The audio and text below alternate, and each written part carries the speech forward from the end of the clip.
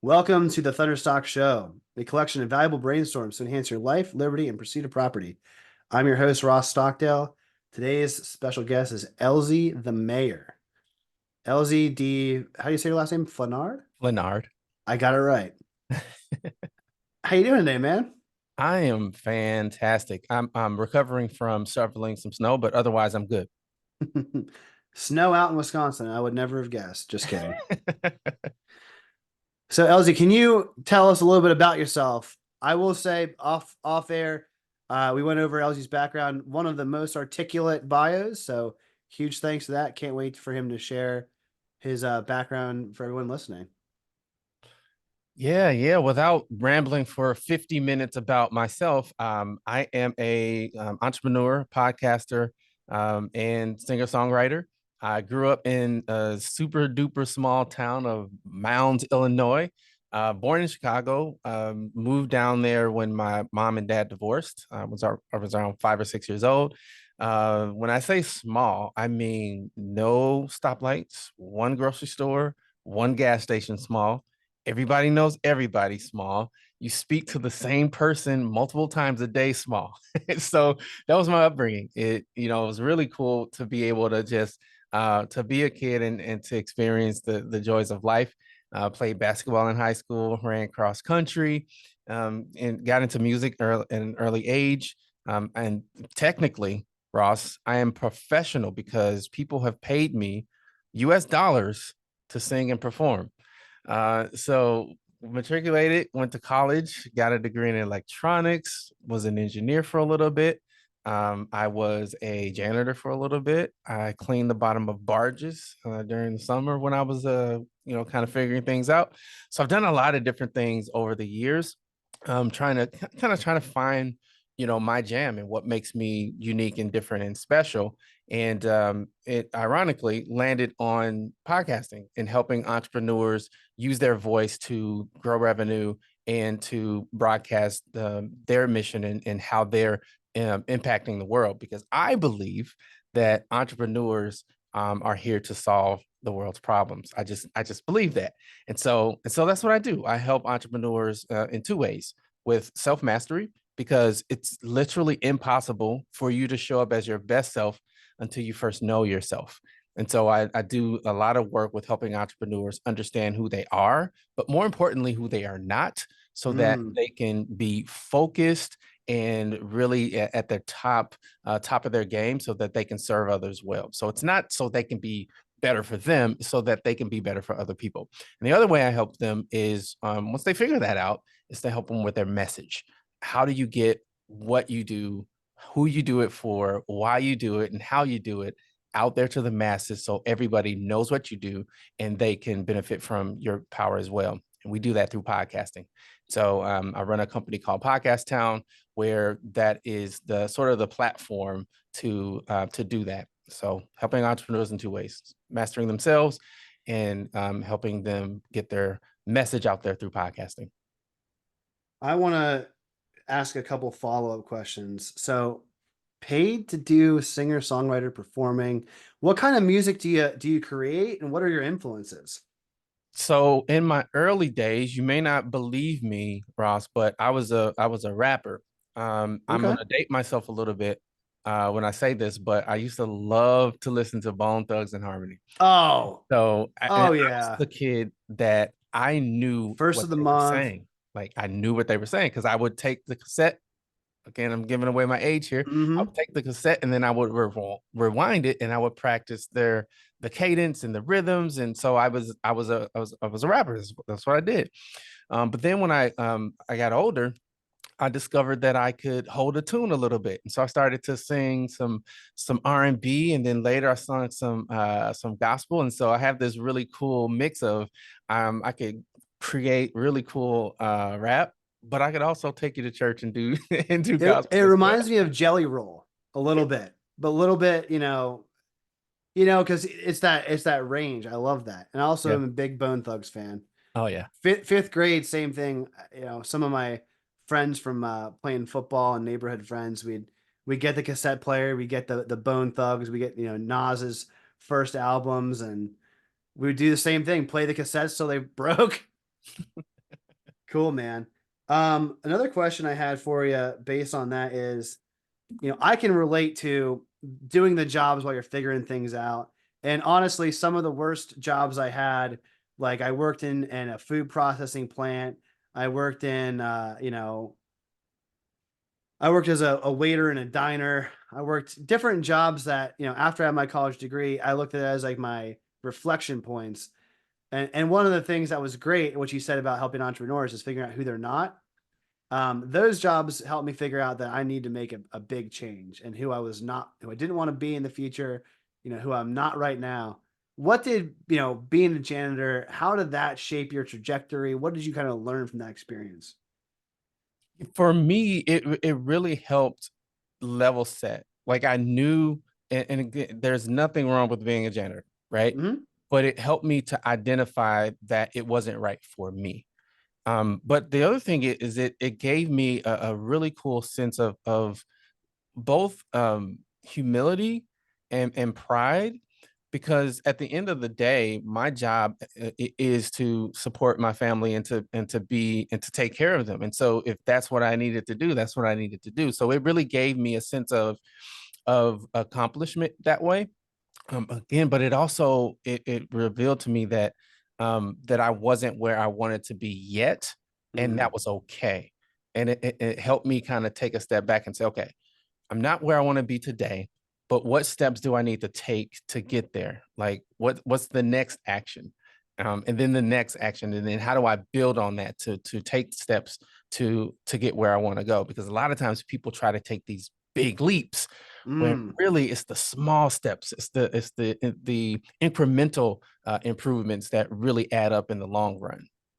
So that sort of gave you a growth mindset as opposed to a fixed mindset of, hey, tomorrow and the next day don't have to be the same as today. We can take these baby steps. We can do a good job with the mission in mind and get to where we ultimately want to be. And what got you set on getting into the podcast town in that whole world? Yeah, there are two things, Ross, when I was about 13, 14 years old that I knew I wanted. I wanted a family because growing up, I didn't have the one that I thought I deserved. And I knew I wanted to own my own business. I Mhm. knew those two things. I didn't know how either of those things were going to happen, but I knew that's what I wanted.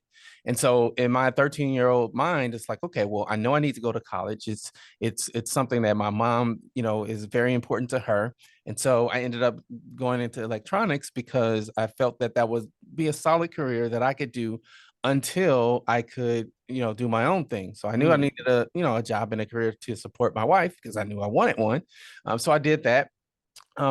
And I was also doing side hustles literally the whole time. I've never had just one thing. It was always a job, day job, side hustle. And so I was always going out singing, doing performances. And I had a production company at one point. I owned a minor league basketball team at one point. What? And so I was always doing these side gigs, and nothing was working. I couldn't figure out how to get those side hustles to make enough money to quit my day job.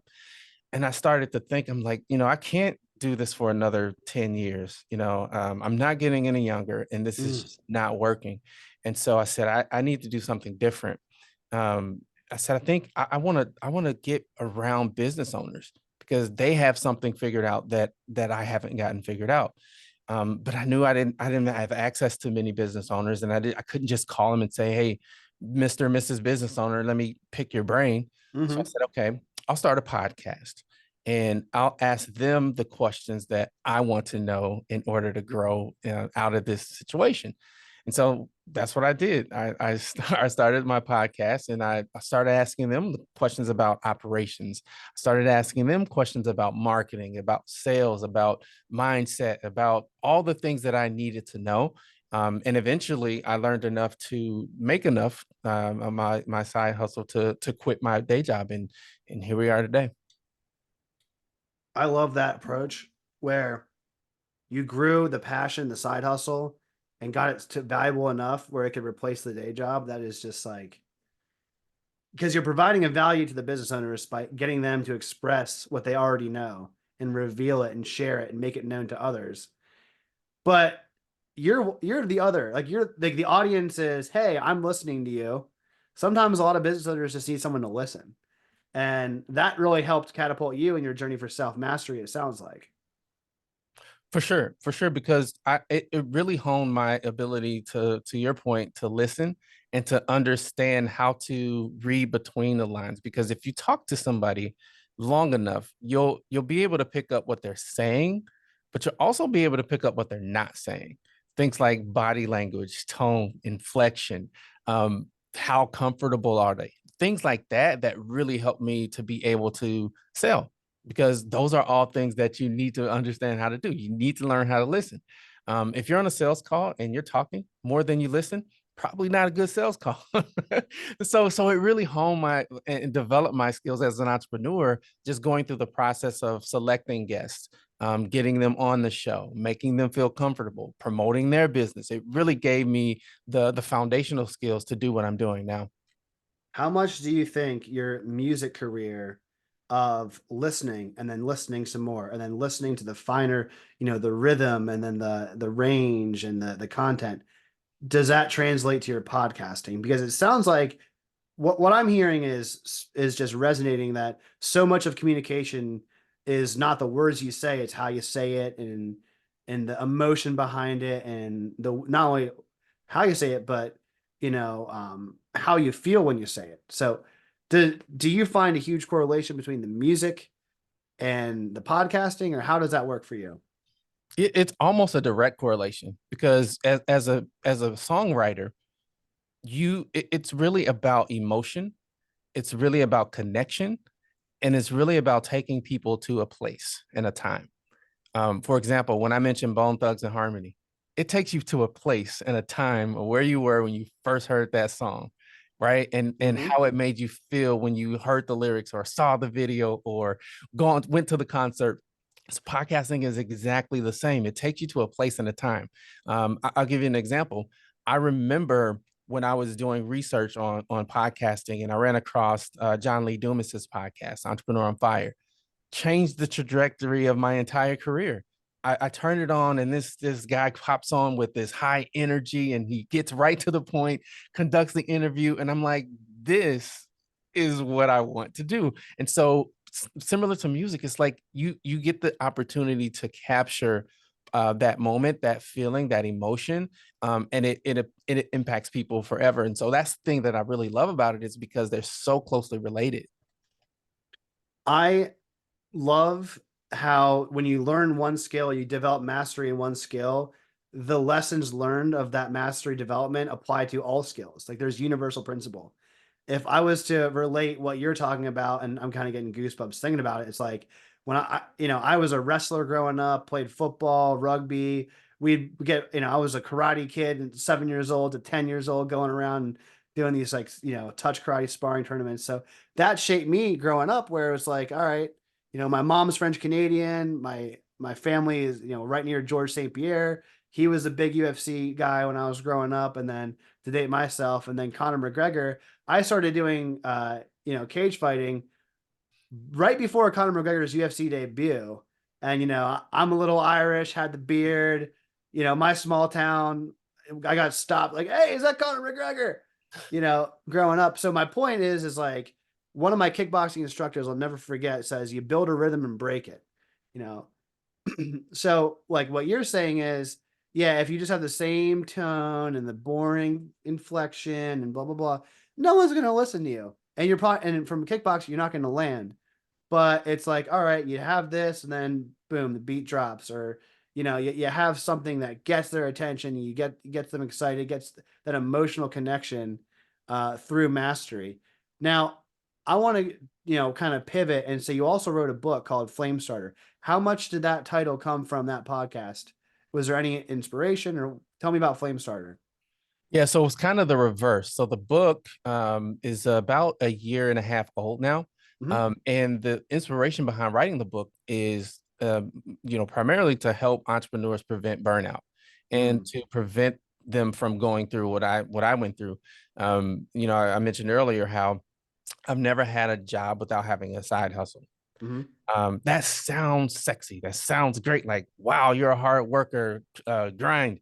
but it literally almost killed me because physically my body just started to shut down because I was working so much. And I don't know if you know this, Ross, but running a business is stressful. So there's Mm, that. And having hmm. a day job is stressful. And then I had a family, a wife, and kids. And I was just extremely Family's a stressed job out. too. You had 3 jobs. Yes. So just really, really stressed out. And so I had to go through that process of really looking at my life and saying, okay, this is what I have. I've made this bed, taking complete responsibility for the sum total of decisions that I made, and saying, okay, what's the next step? Visualizing my next, move, visualizing myself in a better, more healthy, place. And so the book goes through what I have as Elziisms, ways that you can prevent yourself from getting to that place of burnout, but at the same time operating at maximum transformation, right? And I have this whole little formula emit where education times motivation times inspiration equals your level of transformation. So I break all that down in the book and talk about how, through the 14 Elziisms, you can achieve that maximum transformation without literally dying.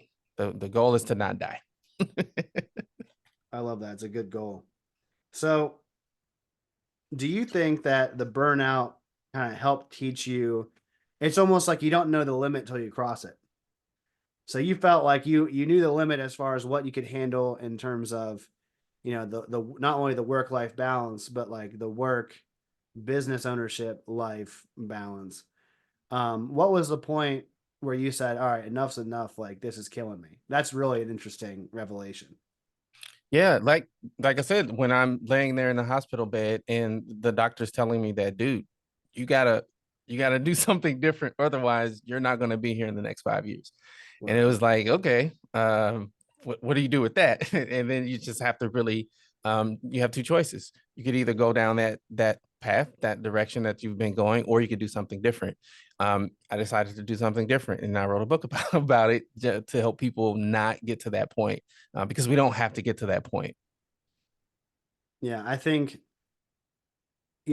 one of the values of entrepreneurship with solving problems is you can help other people not go through the same problems that you had, right?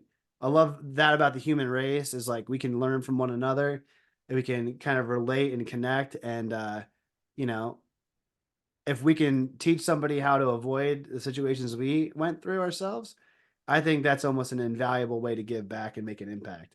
Mm. I want to hone in on the idea of self mastery. Oh, I would say that in the podcasting and the personal like self development space, that word is used a lot, and I'm a stickler for definition. So, how do you define self mastery?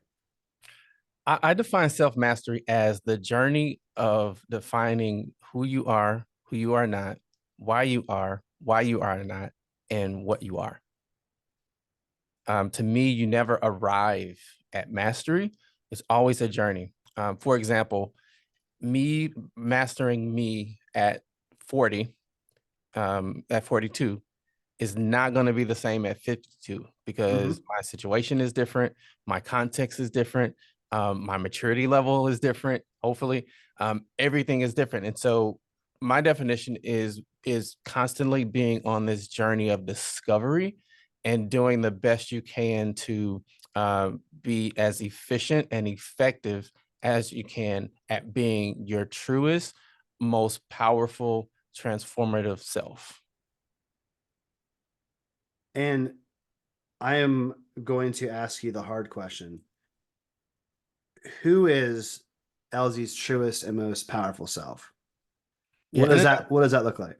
yeah, in a nutshell, again, I'm a man of faith. I'm a husband, a father, an entrepreneur, and a storyteller. That's who I am. That's what I do. That's who I serve. That's who I help. Right.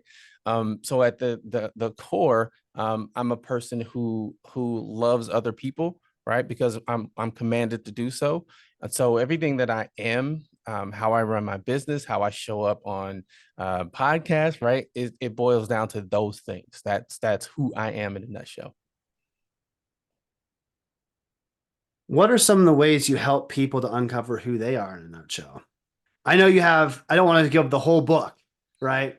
But for those listening that are kind of wondering, Elsie, that sounds great. I would love to get self mastery and go on this journey. Where do I start? What's the first step? Yeah. Because you mentioned before, super important, impactful point.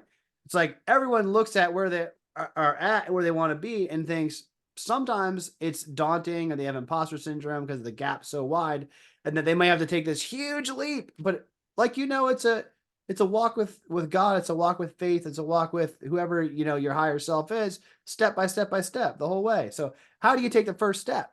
Yeah, I wish I could remember who said this saying, but so if I don't sue me, but there's a saying, and I tease my son all the time. Is like, son, how do you eat an elephant?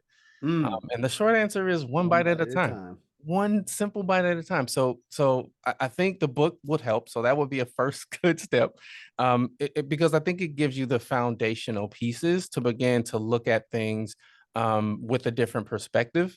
One of the LZisms is, understand your genesis, right, and embrace it, even when it's hard. Because some people, myself included, we have beginnings that aren't comfortable, that we don't like to think about, we don't like to talk about. But you have to talk about it. You have to think about it. You have to work through it because there's residue and you have to deal Mm. with that residue, right? And it shows up in our work, it shows up in our interactions, it shows up in our lives. And until we deal with it, and then we can move forward from it. But the first step is to understand that genesis, right? Where you came from. That could be situational. Like for me, my mom, dad gets divorced, and now we're 7.5 hours away, completely different worlds. You go from the city to the country, to a place where you can't play outside, to where that's all you do, to a place where you know everybody, to a place where you don't, to a place where now you're in a single parent home, and that, like, so two completely different paradigms, right? Hmm. There's a whole lot of residue, right? The relationship with my dad, like all the stuff. And so my first step was like to deal with that, to reconcile with my dad, to to work through all of the stuff, because that impacts how I show up as an entrepreneur. It impacts how I lead. It impacts how I interact with my wife and my children. So to answer your question, it begins with really unpacking the things that are holding us back and facing them in a way that's honest and authentic. Because unfortunately, the person that we lie to the most is ourselves. Mm. So you have to get honest with yourself.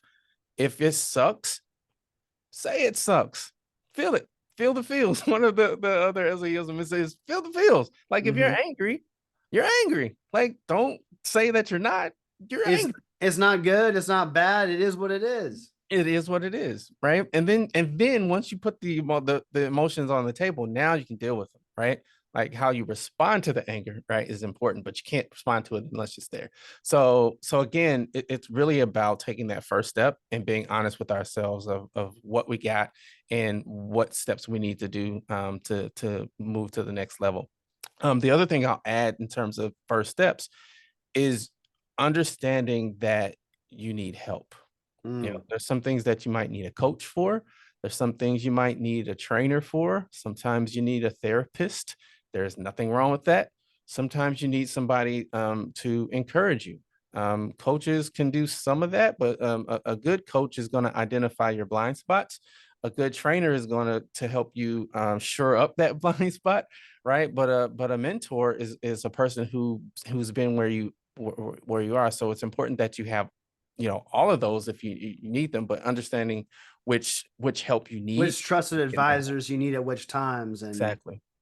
Yep. and the thing I love about podcasting and getting these longer form conversations is I get the opportunity to challenge and ask tough questions and really unpack things. So my question for you and my challenge to you is, how do you deliver what some people may perceive as bad news, but really it's the guidance, the questions to dig deeper and challenge the core beliefs? Because one quote I really love is we challenge all of our beliefs except for the ones that we believe in the most.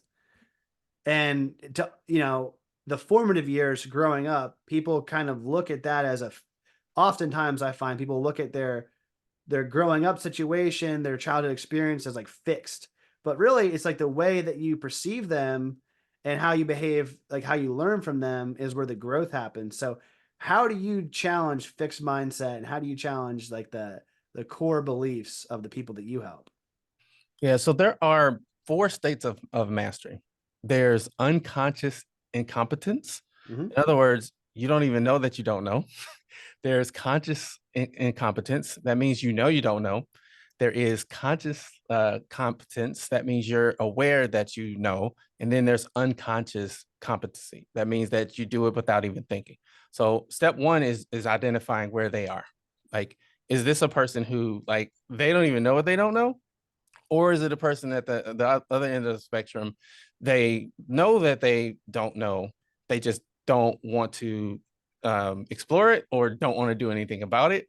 Or are they open to do something about it and they're aware of it, right? So that's the first thing. Because if you have somebody that doesn't know what they don't know, then telling them what they don't know isn't going to help them because they don't know that they don't know. Nor are they open to learning what they don't know because they don't know. But I'm a huge fan of being good enough as a coach, or I don't like to call myself a coach. I'm more of a guide. Being a good enough guide where people can come to their own conclusion, almost to the point where it seems like you didn't help, but you did because you asked the right questions and you Hmm. put them in the right situations where they could become aware of it themselves, if that makes sense. So I think that's the first thing is helping people or being that in storytelling it's the guide in the story, you know, and every movie has one where the person who they're not the star of the movie but they help the star of the movie kind of figure it out on their own. They don't do it for them, right? They don't give them the answers to the test. They just kind of ask the right questions and put them in the right situation so that they figure it out. So to answer your question, that's how I found it to be the most effective, is when, you know, we have a conversation or I introduce them to somebody or I connect them to somebody and then they come to that conclusion on their own and they're like, oh, okay, so I am you know, competent in this area and I can do great things. It doesn't have to be, well, Elzie did it. I love when it comes from the place of, all right, well, Elzie guided me to this, and now I can move to the next level. So to answer your question, it's really about guiding people to it as opposed to me having all the answers and giving people the answers to the test. Couple of thoughts I had. I'm not a huge Star Wars fan, but I'm pretty familiar.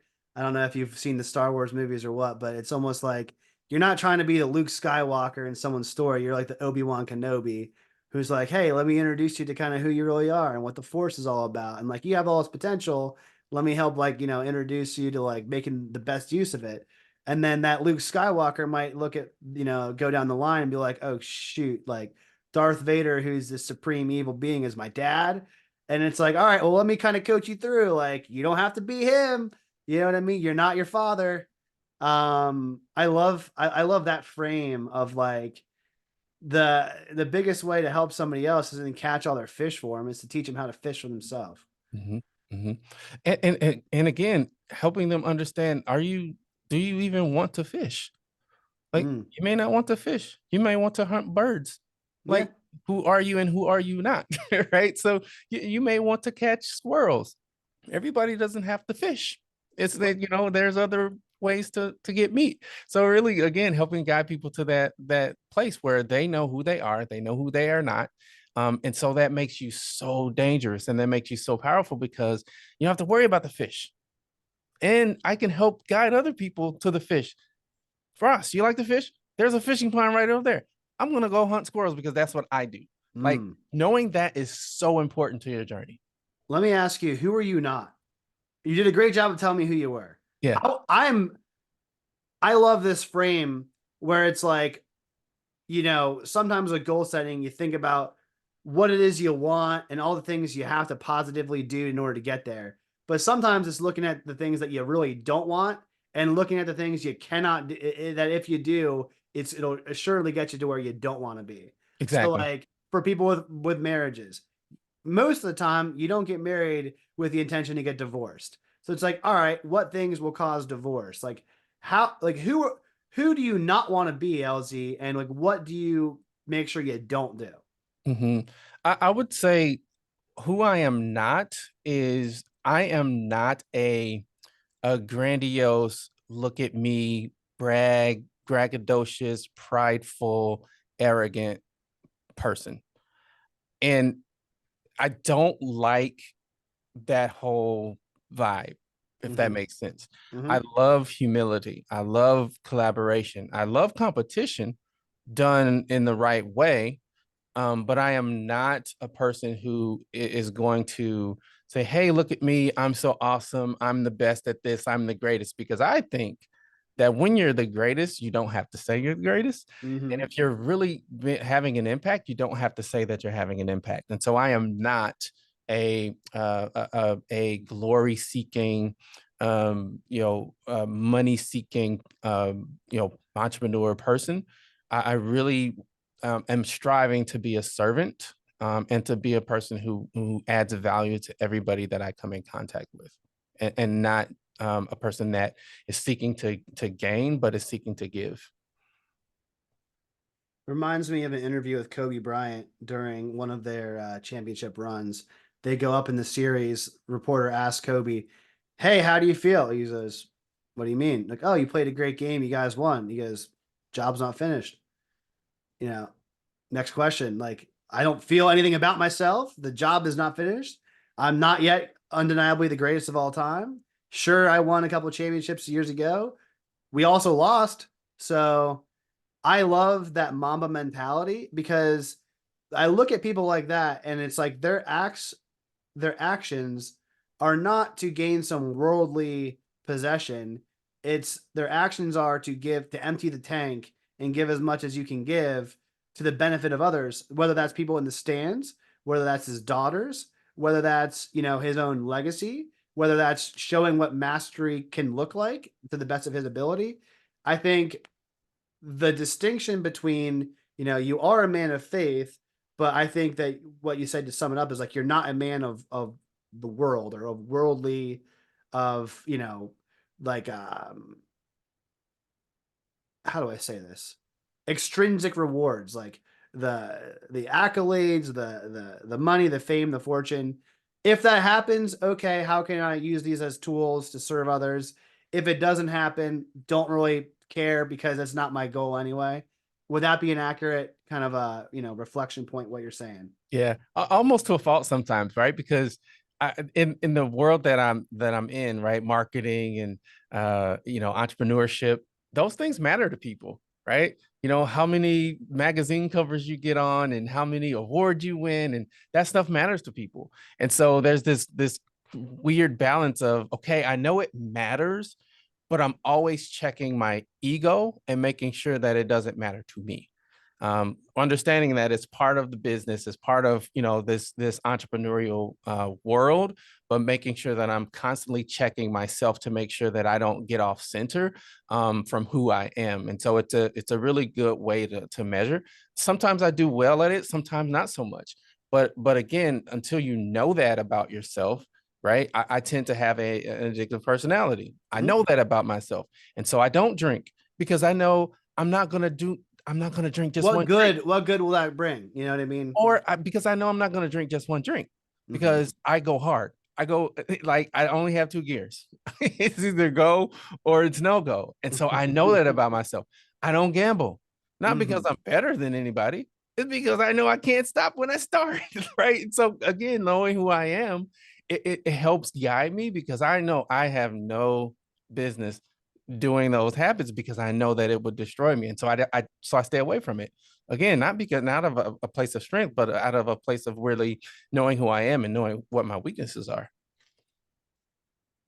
Man, I can relate to you on the always battling with your vices and virtues, and understanding that every adjective taken to either extreme is a bad thing.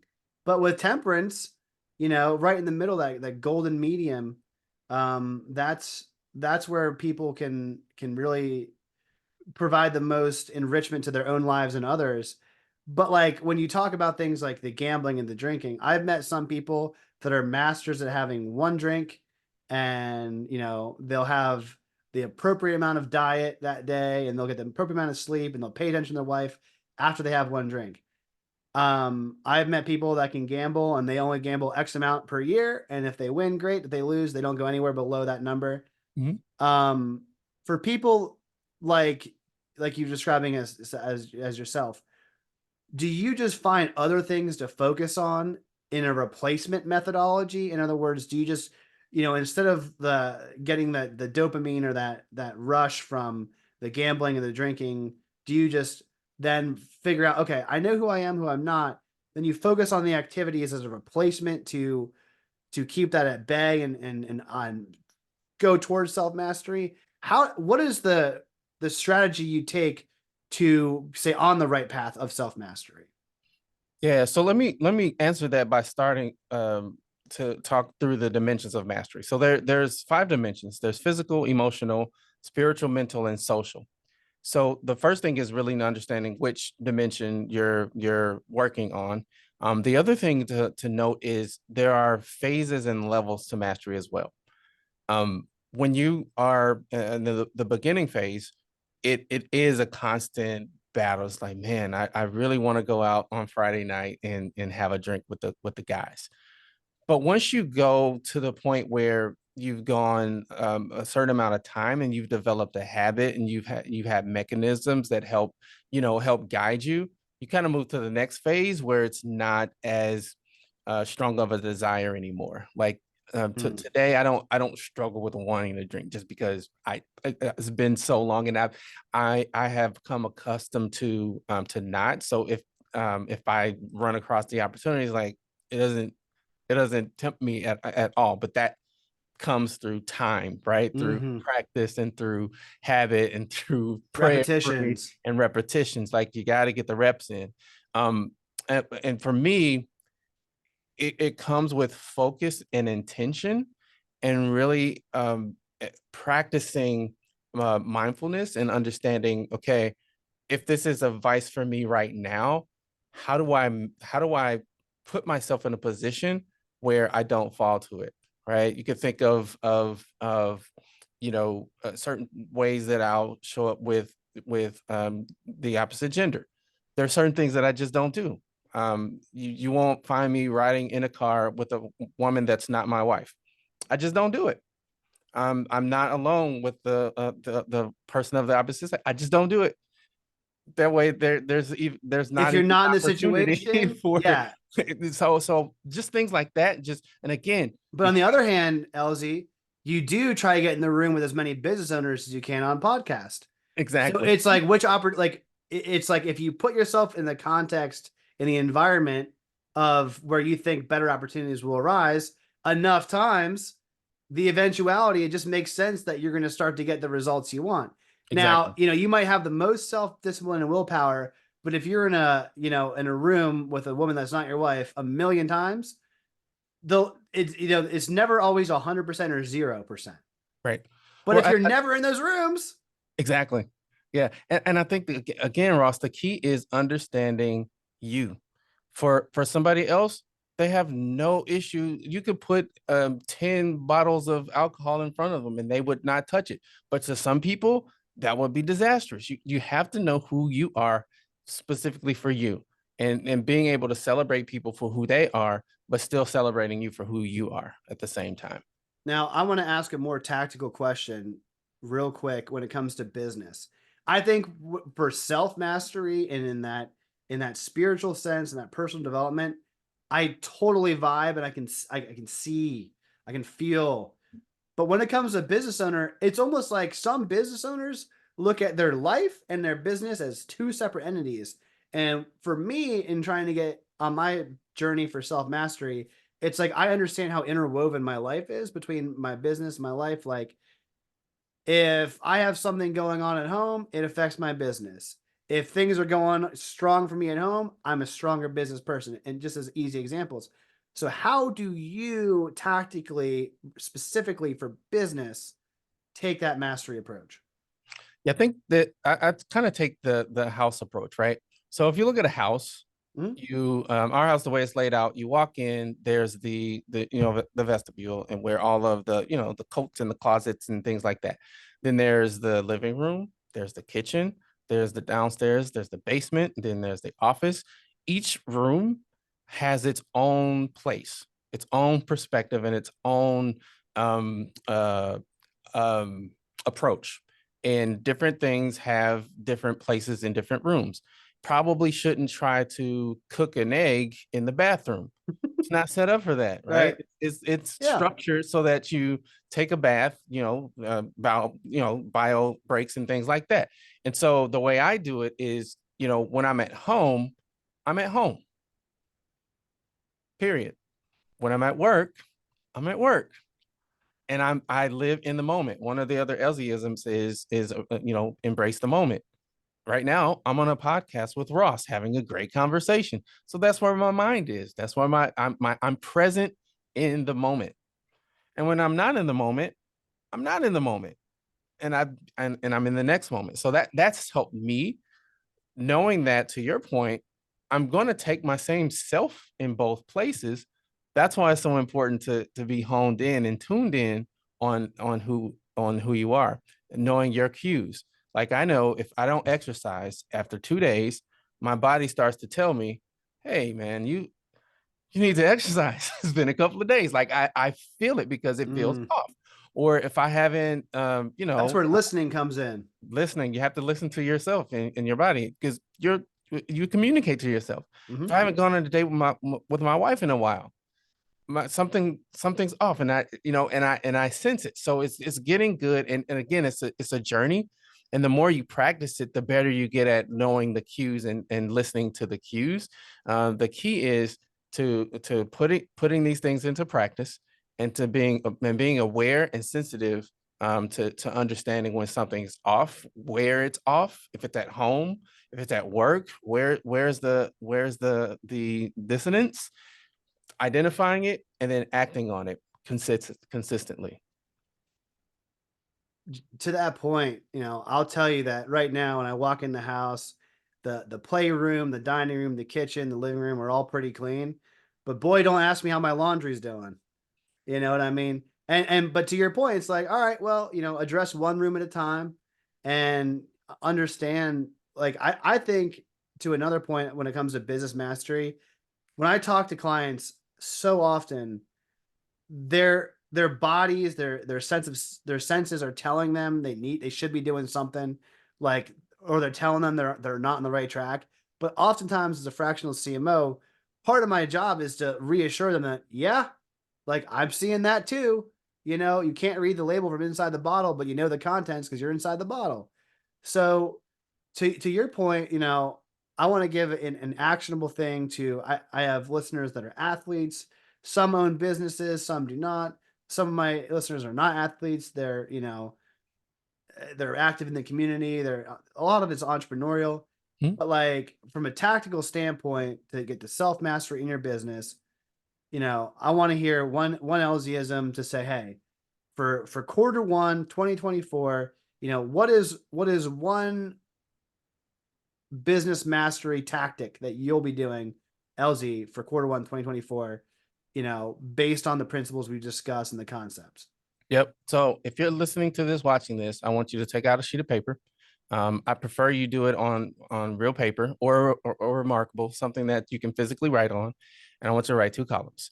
I want you to write what you want and what you do not want. And I want you to take a line, draw it under that, and put one action step to get you to the next step, or the next level, of your career, and of your business. Just one. And every single day, I want you to write down 3 actions, 3 tasks that you're going to do to get you to that place, and then rinse and repeat all the things that you have on that list. The only reason I want you to even look at the other list is as a guiding post, so that you don't accept or have yeses to the things that are on that line. Don't do any of those things. If an opportunity comes and it's on that list, don't do it. It's a no. And get good at saying no to those things you have written down, and then do those 3 things that you put to that one task. So the first thing that you have on your list that you want, do that every single day for this quarter, and then check back in with Ross and tell him how awesome that goal has turned out. I love that, man. Whew. I have nothing that can top that last takeaway. That was it, spot on. It applies to everyone listening, business or not. Elzie, where can people find you? How can they get in touch? Listen to your podcast, read your book. Where do people connect with you online? Yeah, the easiest way is LinkedIn. If you connect with me, follow me there, and make sure you hit the bell, the notification bell. And then the other way is through email. So Mayor, Mayor, at podcasttown.net. So Mayor at podcasttown.net. Thank you so much for your time. It was truly a pleasure talking about self mastery. We tackled some hard concepts. Everyone else listening, thanks so much for tuning in to another episode of the Thunderstock Show. Please, if you found value from listening to Elzie the Mayor and Ross discuss mastery, share it with a friend.